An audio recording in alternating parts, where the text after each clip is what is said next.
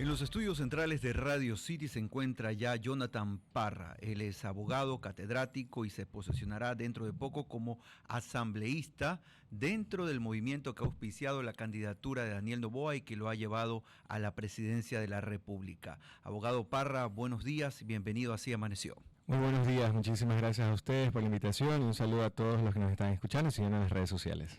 Sin duda alguna, usted es una de las voces y rostros más visibles de este movimiento que ha llevado a Daniel Noboa a ganar las elecciones, y precisamente por esa oportunidad queremos conocer de primera mano cuáles son las novedades. Estos son los días donde estamos hablando mucho de la conformación del gobierno.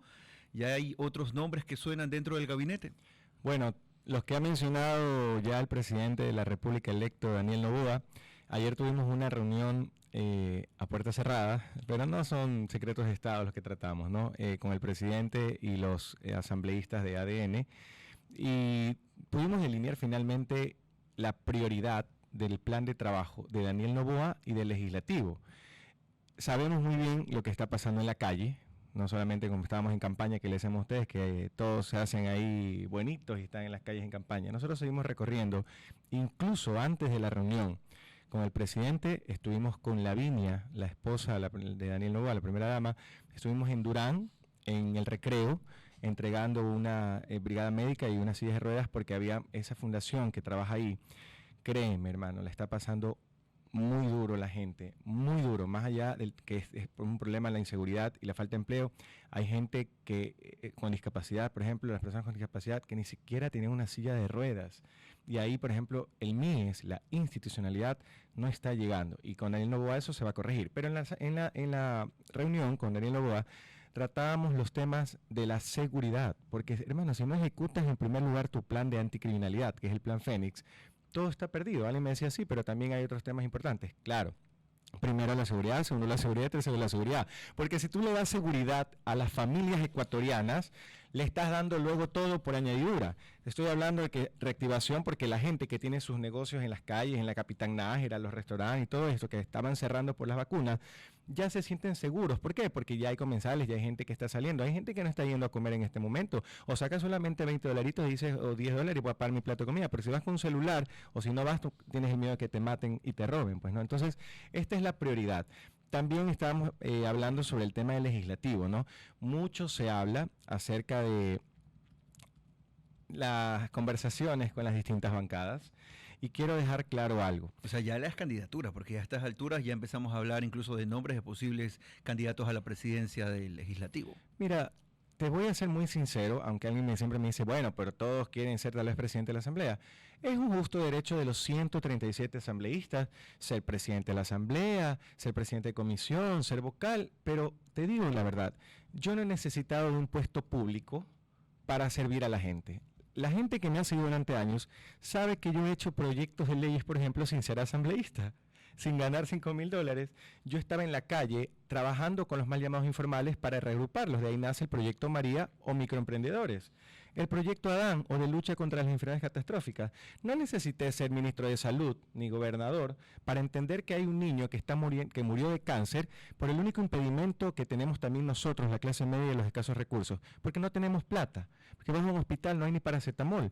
¿Y sabes cuánto es el presupuesto asignado en salud? 3.500 millones de dólares. Yo les pregunto a los que nos están escuchando y vienen en redes sociales, ¿ustedes ven esa plata en los hospitales?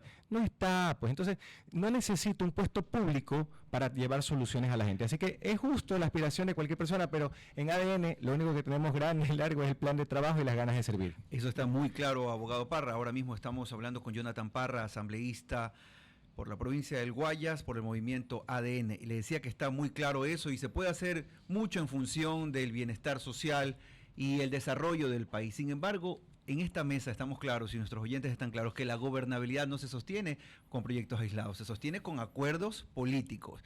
Y por allí sabemos que el primer gran golpe lo dio en su momento Guillermo Lasso luego de la elección al romper con el PSC y nombrar a una presidenta que luego le duró solamente un año. La gente empieza a recordar un poco la historia. La gente tampoco quiere que Daniel Noboa tenga de entrada una asamblea que le tire contra. Excelente pregunta, yo doy una respuesta, porque me gustan esas preguntas. Me dicen que son incómodas. No, son preguntas muy buenas. Mira, es cierto que el presidente saliente hizo un pacto al muy por estilo del viejo país, de la regalada gana, y se reunió con sus acérrimos enemigos y aliados para algo que no era para el pueblo, sino un tema de reparto. Y ese fue el error. Nuestra línea es un pacto no con los políticos, sino con el pueblo, por el pueblo y para el pueblo. Para eso necesitas sentarte a trabajar con todas las bancadas de la Asamblea Nacional, pero para lo coyuntural, urgente y necesario, no para el reparto. Repito, si yo como presidente de la República, Daniel Noboa, estoy lanzando un proyecto de ley económico urgente que reactiva la economía de este país, que no contiene vulneración de derechos, que no es que tienes 2 vaquitas y te quita una, no tiene vulneración de derechos a los trabajadores porque no hay regresión y nosotros somos constitucionalistas, estamos ahí para asesorar y defender en estos temas. ¿Quién se puede oponer? A eso voy. Entonces, si te das cuenta, el momento coyuntural es distinto al de hace 2, 4 o 5 años. Por ejemplo, en la seguridad, las bancadas tienen que votar 137 voluntades o más de 100 en un proyecto que apoye la seguridad del país. ¿Por qué? Porque en este momento nos están matando a todos, pues, a amas de casa, a niños inocentes, a gente de derecha, de izquierda, a políticos, a periodistas. Entonces, el enemigo en común hoy ya no somos entre los políticos adversarios, es la delincuencia. Entonces, ¿quién en su sano juicio, aún con nuestras diferencias ideológicas, se puede oponer a un plan de seguridad de anticriminalidad? ¿Quién? Yo sé, alguien me dice, sí, es que usted piensa en utopía, yo mismo me hago las preguntas, pero créeme, en su sano juicio, algunos políticos nos han demostrado con sus acciones que el sano juicio tampoco es que esté sobre la mesa muchas veces y se cometen se accionan en función de intereses personales. Es cierto que hay una vieja clase política, o hubo una vieja clase política, pero el pueblo ecuatoriano, al votar por Daniel Noboa, les ha mandado un mensaje fuerte y claro a todos los políticos. A los de derecha, a los de izquierda, les ha dicho, esto quiero yo en el país. Un hombre nuevo, fresco, con ideas renovadas, sin rabo de paja, no corrupto, que lidere el cambio en el país. Los políticos de ahora o lo entienden o se acaba el proceso político de otras tendencias. A ver, pero veamos las cosas frías. La última vez que tratamos de hacer eso fue el señor Guillermo Lasso y mire cómo terminó. Desgraciadamente es así. Hay que hablar.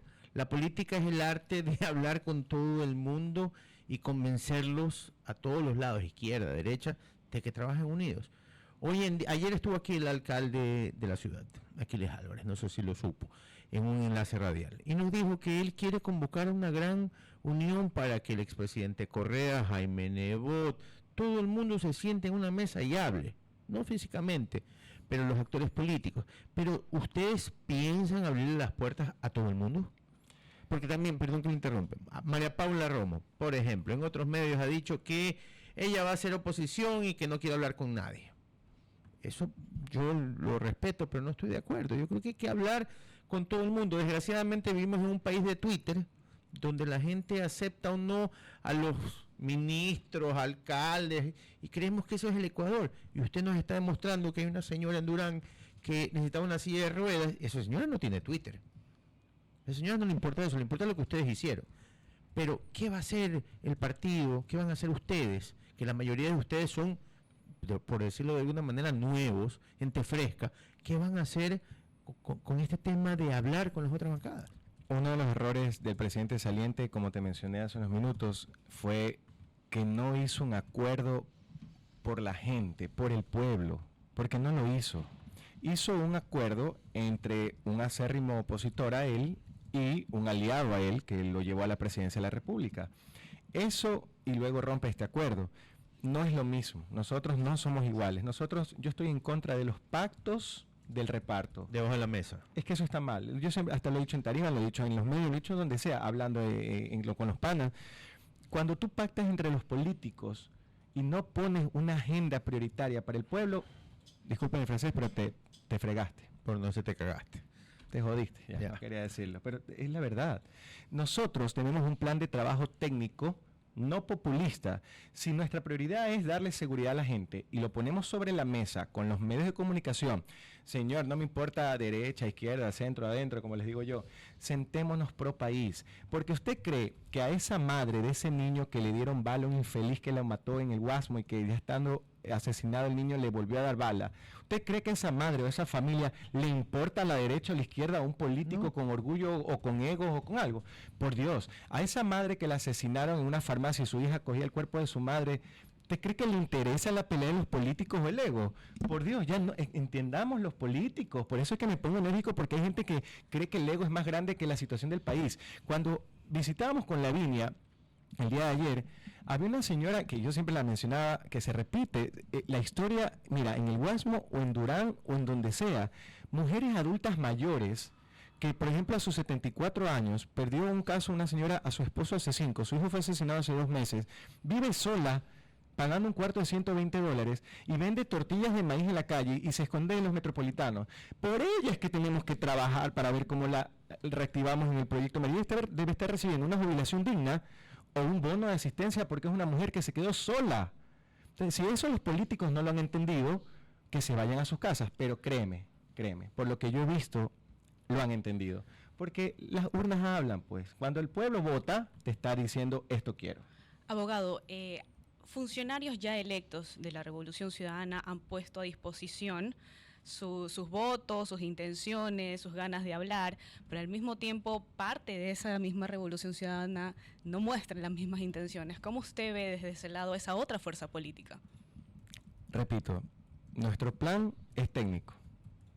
No hay politiquería, no hay regresión de derechos, que es lo importante. ¿Quién se puede oponer, así seas el radical más extremo de este país o de ideologías importadas?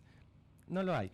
Mira, hasta el más radical, cuando nos sentemos a conversar, yo no solo soy constitucionalista, sino que también soy mediador. A mí me encanta, en lugar de irme a pelear en un proceso judicial 2, 3 años o a la refrigeradora en la Corte Nacional, yo prefiero llegar a la mediación. Hermanito, cuando le explicas las cosas, así son, mira, esto es positivo para el país. ¿Contiene vulneración de derechos para tu ideología? No, ¿verdad? No, entonces, ¿para qué oponernos? Reparto no puede haber, no va a haber reparto. Eso no solo que me dañaría a mí, mi carrera política, o dañaría el proceso que está liderando el presidente Daniel Noboa, sino que dañaría al país, porque la gente está cansada de eso. La gente ha dicho, quiero a Daniel Noboa presidente porque es un hombre distinto que va a hacer las cosas distinto y de manera positiva. Punto. Los demás, con nuestras diferencias ideológicas, que son respetadas, en democracia hay que respetarlas, aún Barcelona, como lo dice así es, a las últimas cualquier llame a Barcelona, porque Barcelona une a todos, al 50% más uno. Así eso parece, no se le puede. Pero ahora también, como el presidente es MLCista, yo también MLE va a unir a todos. La Portete le da plaza hasta el Capuel. Queremos agradecer, abogado Parra, su presencia en este lugar. Seguramente estamos atentos a otras novedades que se presenten. Muchísimas gracias. Saben, ecuatorianos, no hay tiempo que perder. Desde el día lunes que ganó Daniel Noboa, hemos estado en la calle escuchando y llevando soluciones junto también con Lavinia Balbonesi. Sin más odio, sin más divisiones, hay que recuperar nuestro país. Muchísimas gracias. Buenos días.